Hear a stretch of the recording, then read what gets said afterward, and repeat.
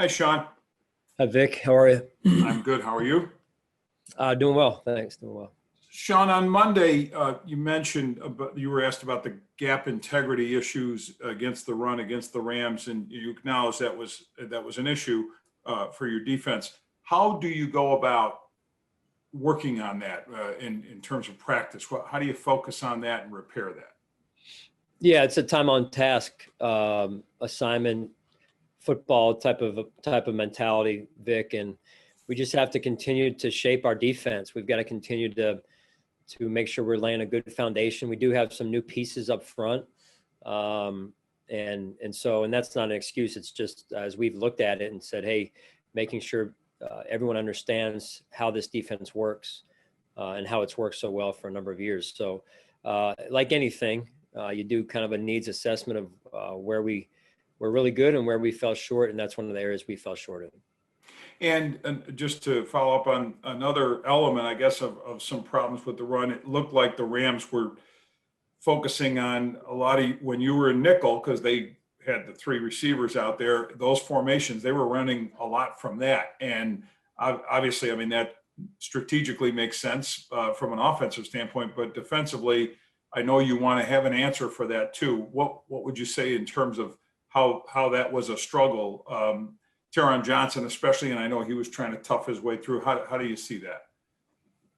Well, I mean, I think there's reasons for everything, and again, it starts with acknowledging where we didn't execute and where we could have put at times them in better positions. And we've played nickel against certain personnel groupings for some time now, so. There's give and take to everything, but we've got a lot of confidence. You mentioned Taron. We've got a lot of confidence in Taron in the run and the pass game, and we know he's only going to continue to get better here. So without going too deep into the strategy piece of it, Vic, we're definitely aware of that. Josh Jacobs, what are your impressions of him? Very impressed. Very impressed. Great contact balance, breaks tackles all over the place. To me, one of the better backs in the league at such a young age. So tremendous respect for them as a team and for Josh in this case. Thank you. Sure.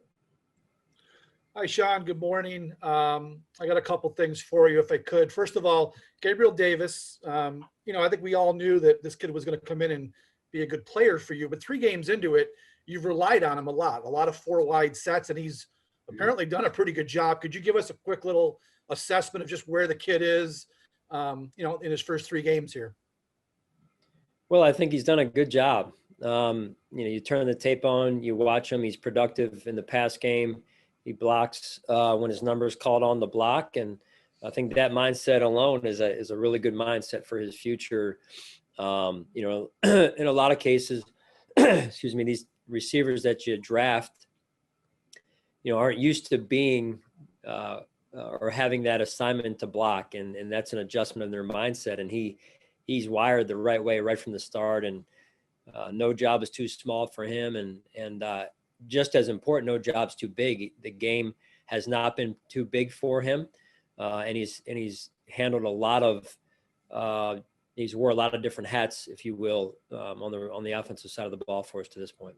And Sean, if I could ask you, we've seen what happened with the Titans now, but also this report out of Las Vegas that they had some guys at a function without masks. You're playing the Raiders this week. As an organization, how much of a concern is this going to Vegas with the potential that these guys might be on the field against you? Yeah, that news was unfortunate. What we try and do is control what we can control on our end, and we've got a lot of respect for Coach Gruden and their organization, and I'm sure they're on top of it. Okay, thanks, Sean. Sure. Hey, Sean, John Worrell with the AP. Hi, John. Looking at Brian Dable, and if you can reflect back 3 years ago when you brought him in, what was it specifically that you were that struck you by him when you made that switch, and what were you hoping to see out of your offense, looking back 3 years ago? Well, Brian and I have known each other for a number of years now, and I thought, one of the cool pieces about his background was having been around a number of successful years in New England in a similar way that mirrored my career in Philadelphia under Andy.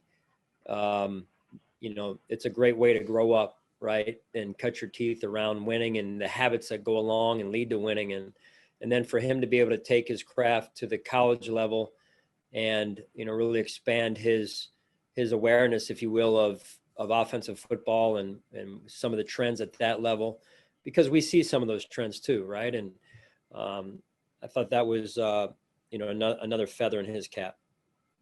When it comes to continuity, I mean, he's been an offensive coordinator before. Maybe he didn't get.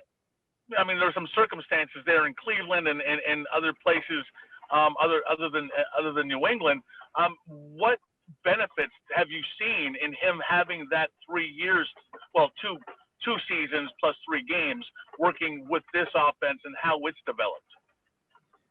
Well, I think it's all about development. Listen, we're always growing, and that goes for coaches as well, right? Myself at the top of that list. None of us are perfect, and I think the cool piece about this staff is that everyone's open and we learn from each other, and I think that bodes well, where iron can sharpen iron. And we make each other better. And I've learned a lot from Brian, and hopefully he's learned a couple of things from me. And I think it's made for a good relationship. And we're seeing through 3 games good results. I mean, there's a lot of football yet to be played and a lot of football yet to be coached. So, but I'm very pleased with how we've started the season offensively at this point. Last thing, is there an update on Josh Norman's status going into this week? Yeah, I mean, he'll be out of practice today. No change in terms of his designation at this point. Thank you, Sean. Sure. Hey, Sean, John Scott. Going back to the Titans thing, how much are you using this as a learning and teaching experience in regards to how they're handling it as an organization, just in case you may have to, as well as a reminder to your team that while things have been steady for a few weeks, any little thing could kind of take things off course? Yeah, I think awareness is the big key there with staying disciplined, staying diligent in what we're doing, our habits that we undertake inside the building and outside the building. And so, we try and focus on the opponent this week, which is the Raiders, obviously, but also being aware of what's going on around us in our world, not just the NFL, but in our world. And there's things like this popping up all over the place. And so, we have to be aware. I think, again, is the biggest thing. Sometimes we get insulated in this NFL piece and we lose sight of what's going on around us. So look, we're going to do the best we can, as I've said from the start, and try and remain disciplined through the season here. And follow up here, you guys as an organization put out a statement in regards to at least no fans for the foreseeable future. Not having an open-ended timeline, your thoughts on appearing to not at least have an advantage that a lot of teams around the league are starting to get back? Yeah, again, unfortunate news, but again, we're focused on controlling what we can control. And there's nothing more we would like than to have our fans in our home stadium. But at this point, it doesn't look like that's the case. And we respect the decision. We wish it weren't that way. But I think moving forward, we've got, again, focus on what we can focus on and control. And that's getting ready for the Raiders this week. Thanks, Sean. Sure. Greetings, Coach McDermott. This is Levi Edwards from Raiders.com. My 2 questions would be, I actually asked Coach Gruden earlier this week, what was the biggest strength of the Bills, and he led it with saying that it was great coaching upon your end. And so my 2 questions would be, first, what is your opinions and respect level that you have for Jon Gruden? And to kind of just reverse the question, what do you think is the biggest strength or the biggest threat that the Raiders pose to the Buffalo Bills?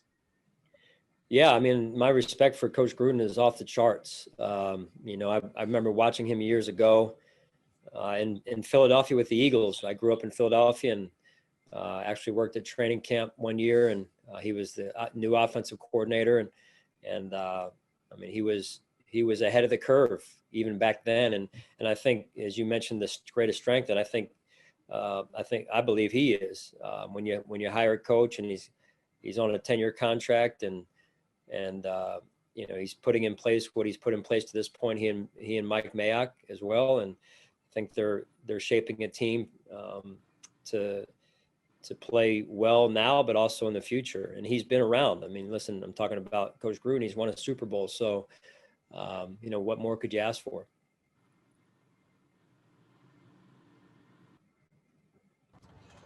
Hey, Sean, paraphrasing a little bit here because I don't remember the exact quote, but when we heard from Brandon earlier or in the offseason, he said that while you want to be able to throw the ball a lot if necessary, that you still want to control the game on the ground. You still want to establish the run.